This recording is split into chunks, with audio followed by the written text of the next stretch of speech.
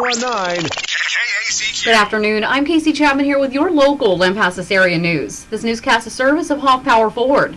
It was a fairly easy day for LPD yesterday. They remained quiet throughout the overnight hours. Then officers started out just past 8 responding to a reported fraud in the 300 block of North Park. Then ran out to clear a non-injury wreck at the light at Walmart. Dispatchers sent them out on a reported assault in the 900 block of South Broad, then back out to Walmart in the lunch hour, this time on a reported fraud. Officers were sent back to the 900 block on South Broad on a harassment complaint. A report of a suspicious vehicle came in from the 1300 block of East Central Texas Expressway mid-afternoon, and a criminal trespass in the 600 block of College. Officers wrapped up the day with the suspicious activity call in the 2200 block of South 281 just past 8 last night. No arrests were made by the city.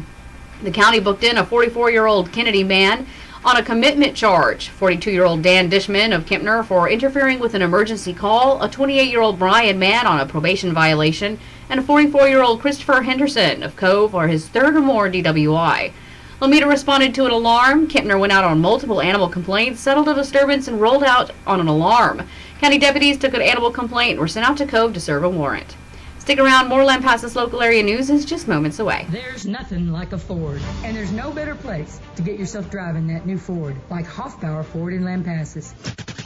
With many different vehicles to choose from, with the best prices in Central Texas, with the highest quality and friendliest service center that takes care of you and your car for years to come. Don't wait any longer. Check them out at 902 North Key Avenue in Lampasas, or go online to hford.com. See their inventory, value your trade-in, and take advantage of their local pickup and delivery. Or call Spencer McKnight at 512-556-3631. Get yourself driving your new ride today. There's nothing like Railroad crossing work continues today. Crews will be working on Oak Street crossing in Lomita. Tomorrow, FM 1715 will be affected, and expect some detours and delays in your travel. Last Friday's 27th District Court had 44 cases brought before it. Annalisa Hingen failed to appear on a possession of a controlled substance charge, and a warrant was issued for her arrest. Of the 44 cases, only 5 were settled. Trina Terry of Bistrop pled guilty to assault on a household member or family member with previous convictions and was given 4 years probation plus fines and cost. Jimmy Lee Wesson of San Angelino was sentenced on 4 charges. He had one of his engaged in organized criminal activity charges, received an order bearing prosecution, and was sentenced to 10 years probation with safe P, plus court costs on the other organized criminal activity charges.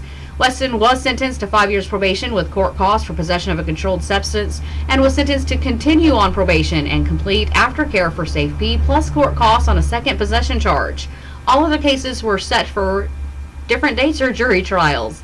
Business is booming in Lampasas and the surrounding areas.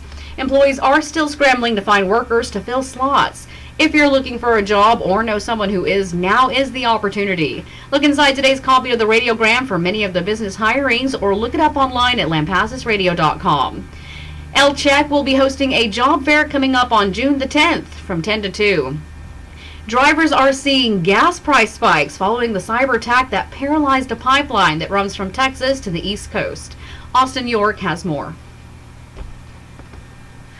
While the Texas supply isn't expected to be affected, prices may creep higher due to demand elsewhere. SMU energy expert Brian Bullock says a cyber attack on something this critical hasn't really happened before. We haven't seen one on a piece of infrastructure that I would call kind of a backbone, if you will, to the nation's energy infrastructure. That is a huge, huge hit. So how are North Texans faring? Concerned about gas prices going up? No, not as of now. Hopefully they figure it out with the hack, but not as of now, no. But it's a different tune for this Uber Eats driver. It's starting to take a toll on Uber drivers because, you're trying to make money driving, making deliveries, but then you're also, paying a lot for the gas prices too. AAA says Americans shouldn't start panic buying gasoline. Austin York, TSN News. The annual Rabbit Fest kicks off tomorrow and runs through Sunday at the Coppers Cove City Park.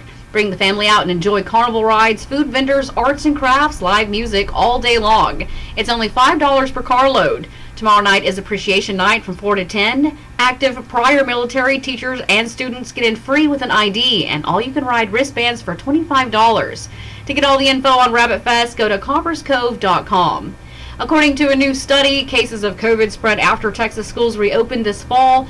Kristen Diaz spoke with one of those researchers about the results. We have seen studies by the Centers for Disease Control that show that the spread within schools tends to be pretty small. One of the researchers of that study, University of Kentucky economics professor Dr. Aaron Yelowitz, says he was a bit surprised at the difference their research showed. So when we did our study and when we found that when Texas schools reopened, we found that there were about 43,000 additional cases of COVID due to the school reopenings and about 800 additional deaths. He says the real reason for this is school reopenings are inextricably linked to other changes that go on at the same time, like parents going back to work or doing other sorts of activities outside of the home. He does believe vaccinated children and adults in schools will dramatically reduce the spread of COVID. Kristen Diaz, TSN News. School lets out next week, and many families will be hitting the road for summer vacation starting on Monday, the 24th to June 6th. The Click It or Ticket campaign kicks off in Texas.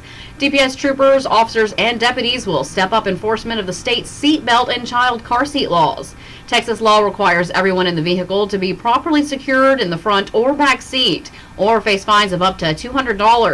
Kiddos younger than 8 years old must be restrained in a child safety seat or booster seat unless they are taller than 4 feet 9. If a child isn't secured, the driver faces fines of up to $250. From 2002 to 2019, the Click It or Ticket initiative in Texas estimated to have saved more than 6,000 lives, prevented more than 100,000 serious injuries, and resulted in $23.6 billion in economic savings. That's according to the National Highway Traffic Safety Administration. The boys' basketball banquet this Friday at 6 in the main gym at the high school. Everyone is welcome to attend. And graduation for senior class of 2021 will kick off on Friday the 21st at 7:30 in the Badger Stadium. The gates open at 6 and handicap seating will be available. Seating is on a first-come basis. There'll be no reserved seating. In case of bad weather, graduation will be at the high school competition gym because limited seating. Each senior will be given 7 tickets for family members and guests. 1019 KACQ.